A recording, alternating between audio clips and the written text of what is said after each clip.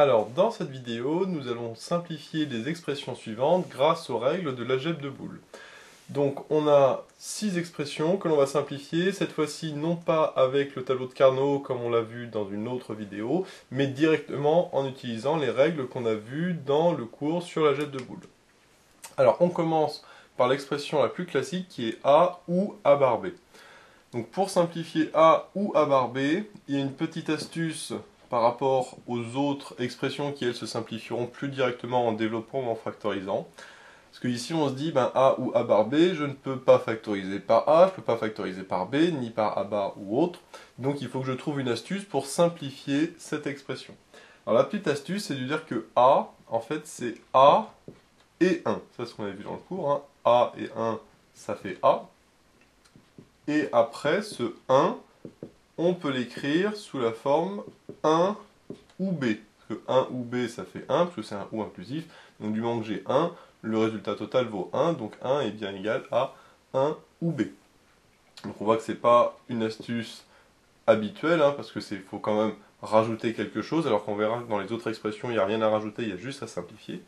Et maintenant, en développant, ça me redonne A et 1, ou A et B, ou A bar et B. A et 1, ça vaut A, donc je le laisse. Et là, je vais pouvoir simplifier par B, puisque j'ai A et B ou A bar et B. Donc si je factorise par B, ça me fait E, B et A ou A bar. Parce que ici, je factorise par B, ça me donne A. Si je factorise par B, ça me donne A bar.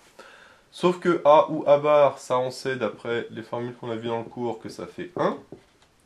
Donc ça fait B et 1, parce que si A vaut 1, le tout vaut 1. Si A vaut 0, A bar vaut 1, donc ça fera 1 ici, donc le tout vaudra 1 aussi.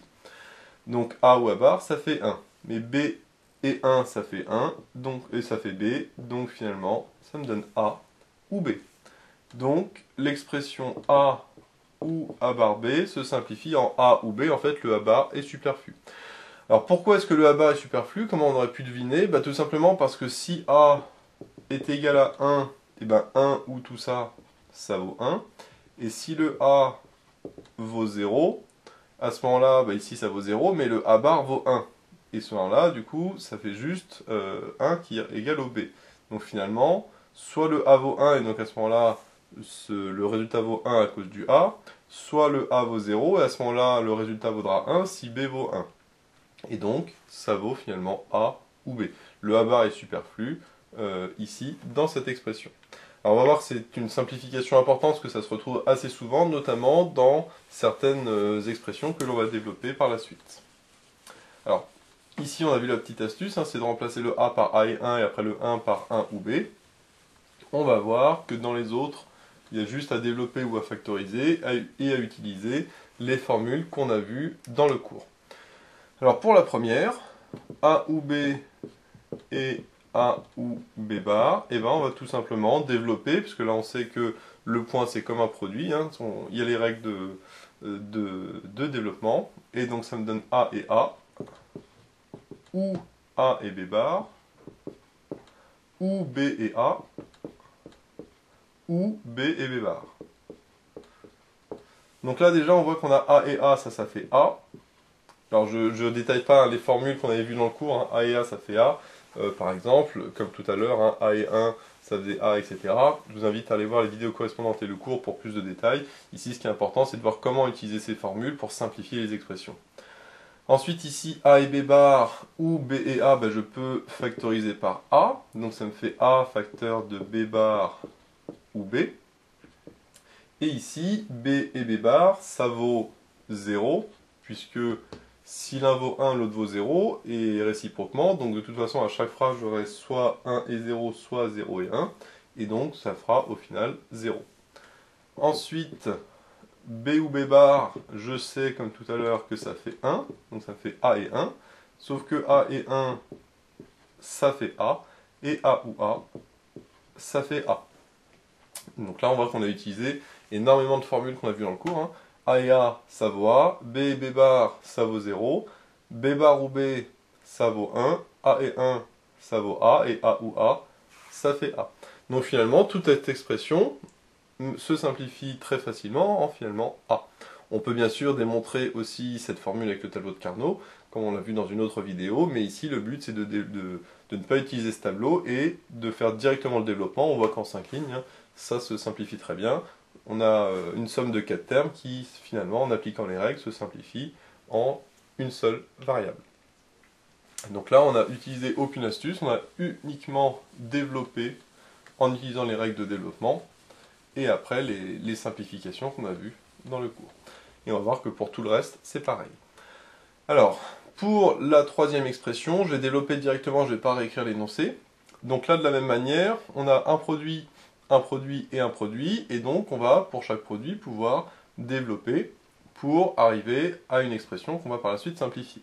Donc ici, j'ai A et A. Alors je ne mets pas les points, hein, à chaque fois c'est sous-entendu, hein, je sous-entends le point pour le et. Donc là, on a A et A, plus A et C, plus BA, plus BC. Donc je dis plus, mais évidemment, quand on a un algèbre de Boole, c'est un OU. Donc ça, c'est pour la première expression. Ensuite, on a B et B, B et C, A et B, et enfin A et C. Et enfin, pour la dernière, je vais écrire en dessous, on a C et C, C et B, A et C, et enfin A et B. Là, évidemment, je vais pouvoir simplifier énormément de choses, puisque déjà A et A, B et B, C et C, ben, ça vaut A, ça vaut B, et ça vaut C. Je vais les barrer au fur et à mesure que je les fais. Donc A et A, ça vaut A, B et B, ça vaut B, C et C, ça vaut C. Ensuite, j'ai A ou C, ou A ou C, enfin A et C, ou A et C, ou A et C 3 fois, donc ça simplifie juste en A et C. Donc ça, je simplifie. Ensuite, de la même manière, BA c'est comme AB. Donc BA ou AB, c'est la même chose, donc ça me fait juste ou AB. Et pareil pour le dernier, c'est BC ou CB qui vaut BC, donc c'est la même chose, hein, et donc ça simplifie en ou BC. Donc là déjà, on voit que de 12 termes, je suis passé finalement à 6 termes. Maintenant, je vais pouvoir encore simplifier. Par exemple, ici, en factorisant par A, parce que là j'ai A, A et A. Donc si je factorise par A, ça me fait A, facteur de ici 1, ou C, ou B. Donc là j'ai les trois termes ici, ici et ici que j'ai simplifié. Ensuite, il me reste B ou C et BC. Alors pareil, je peux factoriser par B. Si je factorise par B, ça me fait B facteur de 1 ou C. Parce que si je factorise par B, ça me fait 1, je factorise par B, ça me fait C. Et donc enfin, une fois que j'ai fait ces deux-là, il me reste juste le C. Donc je mets ou C. Dernière étape de simplification. 1 ou C ou B, ça fait 1, puisqu'on sait que 1 ou n'importe quoi, ça fait 1. Donc là, ça me fera A et 1. 1 ou C, de la même manière, ça me fait 1. Donc ça me fait ou B et 1. Et enfin, j'ai le C qui est tout seul. Et dernière étape, A et 1, ça vaut 1. B et 1, ça vaut, pardon, ça vaut pas 1, ça vaut A. B et 1, ça vaut B. Et C, ça vaut C. Et donc, je me retrouve avec A ou B ou C. Donc on voit qu'une très grosse expression, finalement, se simplifie très très bien en A ou B ou C. Évidemment, j'ai d'autres méthodes pour simplifier la formule de base, puisqu'on voit qu'ici, par exemple, j'avais A ou B et B ou A qui sont la même chose, donc je pourrais factoriser par A ou B, ou alors ici aussi par B et C, B ou C, etc. J'ai plusieurs méthodes hein, pour faire. Ici, le plus simple, c'est quand même de tout développer, parce qu'on voit que même si la première étape est un petit peu longue, à partir de la deuxième, ça se simplifie très bien, et tout le reste est plutôt simple et classique. Donc voilà pour la troisième expression. Maintenant, on va voir la quatrième. Alors là, jusqu'à présent, on avait développé les formules initiales qu'on avait, puisqu'on avait plutôt des formes factorisées. Là maintenant, à l'inverse, on va factoriser les expressions pour les simplifier. Donc si on prend la quatrième expression, pareil, je ne vais pas réécrire l'énoncé. On a ABC ou AB bar C ou ABC bar. Donc là, je vais d'abord factoriser par A, puisqu'on voit que j'ai le A dans chacune des trois expressions. Par contre, je peux ne factoriser ni par B ni par C, vu qu'ici j'ai C et C bar, et là j'ai B et B bar. Donc je vais d'abord factoriser par A, ce qui me donne A, facteur de BC, ou B bar C, ou BC bar. Pour simplifier ici, je vois que je peux factoriser par exemple soit ces deux-là par C, soit ces deux-là par B. Donc je vais factoriser d'abord par B, ça va être la même chose hein, si je vais factoriser par C ces deux-là. Donc si je factorise par B, ça me fait B facteur de C ou C bar. Et enfin j'ai le ou B bar C qui reste. Sauf que C ou C bar, ça je sais que ça vaut 1, d'après une formule qu'on avait vue, donc ça me fait B est 1, ou B bar C. Sauf que B est 1, on applique encore une formule, ça fait B. Et là, je me retrouve avec B ou B bar C. Et là, on se dit qu'on peut plus simplifier, puisque je ne peux pas factoriser par B bar ou par C. Sauf que ça ressemble très fortement à l'expression qu'on avait trouvée au début A ou A bar B. Sauf que ici, le B joue le rôle du A et c'est le C qui joue le rôle du B. Et donc, évidemment, je ne vais pas refaire la démonstration, je vais utiliser ça. Ça, on avait vu que ça faisait A ou B. En fait, le A bar disparaissait. Donc là, de la même manière, le B bar va disparaître, et donc ça me fait B ou C. Donc voilà, comme j'avais dit au début, cette formule se retrouve assez souvent, par exemple, dans cette formule-là. Et c'est important de la connaître, cette formule, parce que comme on voit, quand on arrive là, on se dit, bah, qu'est-ce qu'on fait? Je ne peux pas factoriser par B, je ne peux pas développer, je suis bloqué, je laisse cette expression-là. Alors qu'en fait, avec le petit calcul qu'on a fait tout à l'heure, on a vu que ça se simplifiait, ça demande quand même quelques calculs intermédiaires, donc c'est pour ça que c'est mieux de la connaître, parce que la démonstration n'est pas forcément évidente, on a vu qu'il y avait des petites astuces de calcul.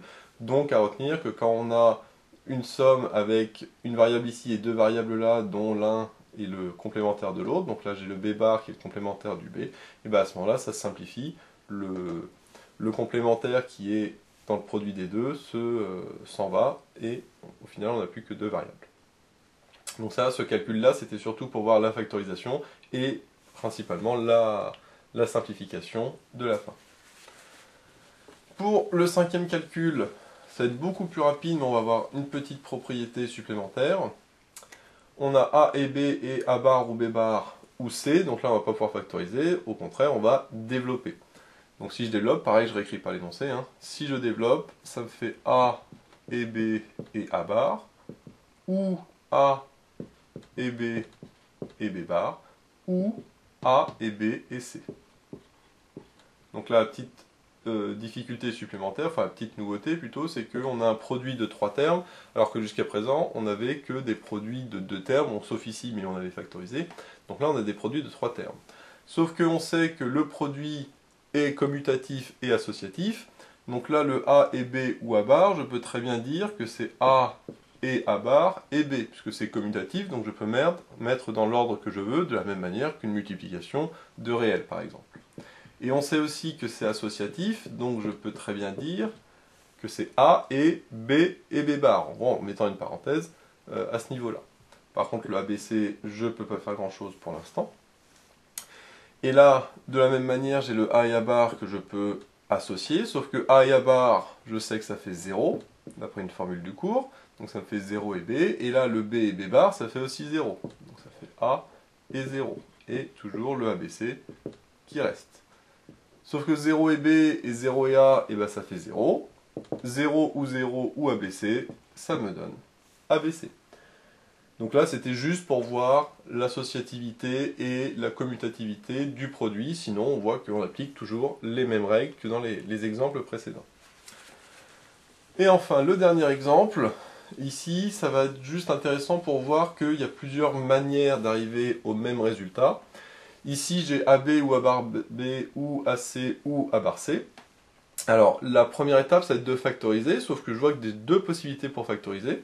Soit je factorise par A ces deux-là et par A bar les deux autres, soit je factorise par B ces deux-là et par C les deux derniers. On va faire les deux méthodes et on va voir que c'est exactement, enfin, on va arriver exactement au même résultat. Donc la première méthode, c'est de factoriser par A celui-là et celui-là, donc ça me fait A facteur de B ou C. Et je factorise par A bar les deux autres, donc ça me fait A bar facteur de B ou C. Maintenant, je vois que j'ai fait apparaître B ou C dans les deux cas, donc je peux factoriser par B ou C. Donc ça me fait B ou C facteur de A ou A bar. Sauf que A ou A bar, je sais que ça fait 1.